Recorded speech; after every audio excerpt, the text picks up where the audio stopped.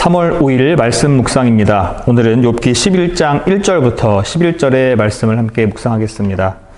이제 또 다른 친구 소발의 이야기가 시작됩니다. 회개하라고 말했던 그 빌닷에게 자신이 결백하다고 주장했던 욥을 보면서 소발은 마음이 편치 않았던 모양입니다. 이제 소발이 욥에 대해서 반박하는 내용들이 이어지겠습니다. 그는 전통적인 교리를 자신의 주장의 근거로 내세워서 욥에게 반론을 시작합니다. 말씀을 살펴보겠습니다. 1절 말씀입니다. 나아마 사람 소발이 대답하여 이르되. 세 친구 중에 이제 세 번째 친구 소발이 등장합니다. 친구들 중에서 맨 마지막으로 말한 것을 보면 그가 가장 나이가 어렸지 않았나 이렇게 보여집니다. 그의 말하는 성향들을 보면 굉장히 급한 사람인 것처럼 보입니다. 그런데 또 그의 말을 보면 굉장히 논리적입니다. 소발은 빌닷에 이어서 욥을 계속해서 질책해 나갑니다. 2절 말씀입니다. 말이 많으니 어찌 대답이 없으랴. 말이 많은 사람이 어찌 의롭다 함을 얻겠느냐. 먼저 소발은 욥에게 말이 많음을 지적합니다. 욥이 말이 너무 지나치게 많기 때문에 소발이 반박을 하지 않을 수 없다. 이렇게 얘기합니다. 그것을 어찌 대답이 없으랴 라고 표현한 것입니다.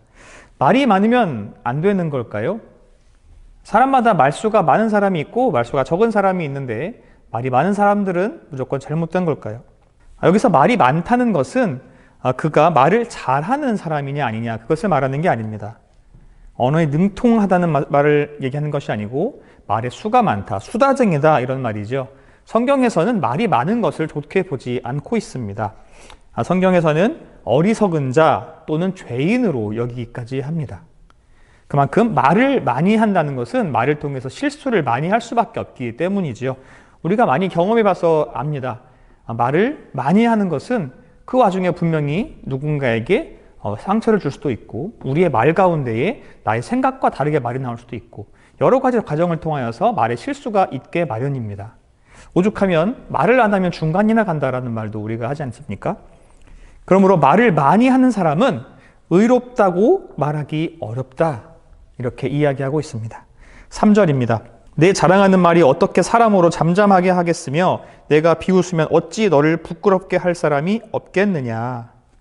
소발 자신이 욥에게 말을 해야만 하는 이유를 정당화하고 있습니다.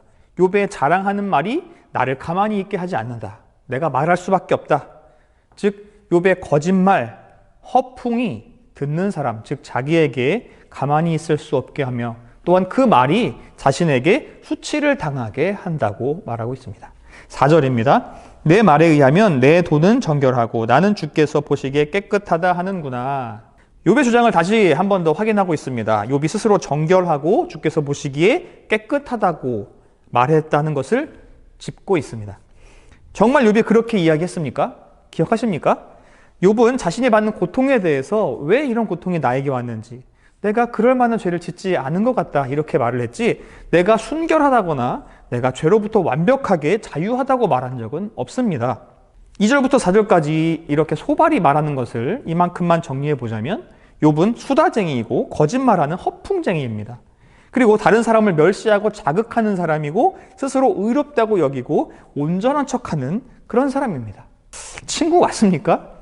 고통받는 친구를 위로하겠다고 멀리서부터 찾아왔는데 그에게 한다는 말이 그는 수다쟁이고 거짓말은 허풍쟁이고 다른 사람을 멸시하고 자극하는 사람이다. 그리고 스스로 의롭다고 여기고 온전한 척하는 사람이다.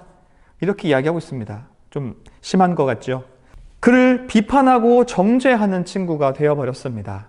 5절, 6절 말씀을 읽겠습니다. 하나님은 말씀을 내시며 너를 향하여 입을 여시고 지혜의 오묘함으로 내게 보이시기를 원하노니 이는 그의 지식이 광대하심이라 하나님께서 너로 하여금 너의 죄를 잊게 하여 주셨음을 알라. 욥의 말하는 내용이나 자세를 볼 때에 소발은 매우 불편했던 것 같습니다. 그렇게 해서는 안 된다라고 여겨졌던 것이죠. 소발은 지금 욥이 교만하고 불경건하다고 생각하고 있습니다.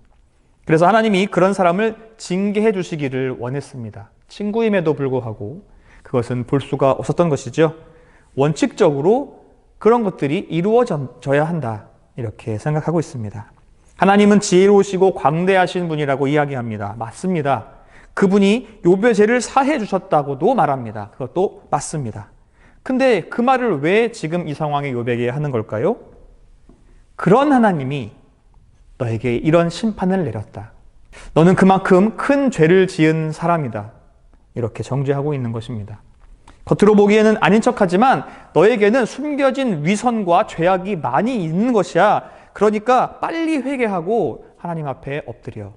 결국 소발의 핵심은 다른 친구들과 다르지 않았습니다. 7절, 8절, 9절을 함께 읽겠습니다.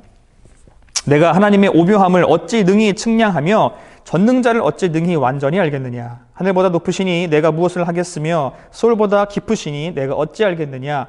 그의 크심은 땅보다 길고 바다보다 넓으니라. 하나님은 크시다라는 것을 이야기합니다. 사람이 생각할 수 있는 큰 것은 무엇이 있을까요? 하늘, 땅, 바다입니다. 하나님은 인간이 생각할 수 있는 가장 큰 것, 하늘, 땅, 바다보다 훨씬 크신 분이다. 그런데 어찌 감히 우리 같은 인간이 하나님의 신비함을 알 수 있겠느냐? 모를 수밖에 없답니다. 그렇습니다. 이 말도 맞습니다. 하나님은 크시지요. 그런데 그것이 어째서 지금 욥에게 들려져야 하는 말일까요? 이 말이 욥의 마음을 열어서 그의 마음을 움직여서 하나님 앞에 회개하게 만들었을까요? 그렇지는 못했습니다. 하나님이 크신 것은 친구들이 말하지 않아도 이미 다 알고 있습니다. 욥은 하나님의 크심을 인정하지 않은 것도 아니고 하나님보다 자기가 앞서려고 했던 것도 아니었습니다. 하나님보다 자기가 더 뜻을 내세우려고 한 것도 아니고 하나님의 뜻을 무시하려고 했던 것도 아닙니다. 자신의 죄를 숨기려고 했던 것도 아닙니다. 거짓말한 것도 아닙니다. 단지 자신에게 주어진 이 고통이 왜인지 어디서부터인지 그는 알 수가 없었고 하나님께 그것을 묻고 있는 것뿐입니다. 그렇다면 소발은 크신 하나님 앞에서 인간의 겸손함을 보이고 있습니까? 그렇게 말한 소발 자신, 소발은 욥에게 주어진 고난을 바라보면서 하나님의 뜻이다 이렇게 판단했습니다. 정말 하나님의 뜻입니까? 소발이야말로 너무 교만한 것 아닙니까? 인간이 너무 작아서 크신 하나님을 잘 알 수 없다고 말했는데 그러한 자신이 하나님의 뜻이다라고 이야기하고 있습니다. 하나님의 신비함을 이야기했지만 정작 자신은 하나님의 뜻을 해석하는 해석자인 것 마냥 행동하고 있는 것이죠. 앞뒤가 맞지 않습니다. 모순이라고 하죠. 10절, 11절입니다. 하나님이 두루 다니시며 사람을 잡아 가두시고 재판을 여시면 누가 능히 막을 소냐. 하나님은 허망한 사람을 아시나니 악한 일은 상관하지 않으시는 듯 하나 다 보시느니라. 하나님의 능력을 말합니다. 무한하신 하나님의 능력 앞에 그 어떤 인간도 심판을 피할 수 없다. 그러니 위선에 쌓인 욥도 숨을 곳이 없다. 심판을 받을 것이 마땅하다. 이것이 그의 생각입니다. 그의 마음속에 있는 뜻입니다. 맞습니다. 이것도 역시 맞는 말인데 그래서 그것이 욥에게 적용이 잘 되었습니까? 아닙니다. 소발의 이야기는 다 맞는 듯 하나 욥에게 적용되지 않는 말들이었습니다. 옳은 말들을 하고 있고 맞는 말들을 하고 있으나 욥과는 동떨어진 이야기, 맞지 않는 이야기를 하고 있습니다. 일반적으로 보편적으로 하나님을 믿는 자들이 알고 있었던 지식입니다. 물론 그들에게는 지식이 많이 있었겠지요. 그러나 그 하나님에 대한 지식들을 늘어놓으면서 그 지식으로 욥을 정죄하고 있습니다. 이러한 지식들이 욥을 정죄하는 데 사용되고 있는 것이 참 안타까운 상황입니다. 하나님을 아는 지식을 가지고 누군가를 정죄하는 데 사용하면 안 되지 않겠습니까? 그러려고 우리가 하나님에 대해서 공부하고 배워가고 알아가는 게 아닌데 말입니다. 잘못됐습니다. 하나님을 그만큼 잘 안다면 하나님의 마음으로 상대방을 대해야 하는 것입니다. 지식을 이용하여서 상대방을 비방하고 비판하고 정죄하는 것은 지식이 없는 것만 못합니다. 알면 알수록 더욱 겸손해져야 하는 것이 맞습니다. 성도 여러분, 하나님은 크시고 능력이 있으십니다. 광대하신 분이십니다. 그분을 알아가는 것이 우리에게 큰 기쁨이 될 것입니다. 그 어떤 지식보다도 하나님을 알아가는 것은 우리 인간에게 기쁨과 즐거움이 됩니다. 다양한 하나님의 모습들, 이런 면 저런 면을 알아가면서 여러 가지 상황에서 다르게 나타나는 그 하나님의 모습을 보면서 우리는 그 하나님에 대한 기쁨을 멈출 수 없을 것입니다. 한쪽 면만 가지고 계신 분이 아니라 너무나 수많은 모습들이 있기 때문에 우리가 볼 수 있는 부분과 볼 수 없는 부분들이 있습니다. 우리는 그 하나님을 계속해서 알아가야 합니다. 하나님을 아는 지식이야말로 이 세상 최고의 지식이며 그 지식을 알아가는 사람이야말로 이 세상 최고의 지혜자입니다. 우리 모두 그 지식을 넓혀 가시기를 축복합니다. 그런데 그 지식으로 무엇을 하시겠습니까? 소발처럼 친구를 정죄하고 비판하고 잣대를 사용하는 것은 맞지 않습니다. 만약 그렇게 사용한다면 아직도 하나님을 잘 알고 있지 못하는 것입니다. 내가 지식이 있다고 말하나 아직도 하나님을 모르고 있는 것입니다. 하나님이 어떤 분이신가를 안다면 하나님이 어떤 마음을 가지고 계신지도 알아야 합니다. 머리로 하는 것이 아니라 책을 보고 공부해서 배워지는 것이 아니라 그 하나님을 만나고 체험하고 느껴야 하는 것입니다. 오늘 하루 하나님을 만나고 체험하고 느끼시길 바랍니다. 그래서 그분의 마음을 더욱더 잘 알아가는 하루가 되시길 바랍니다.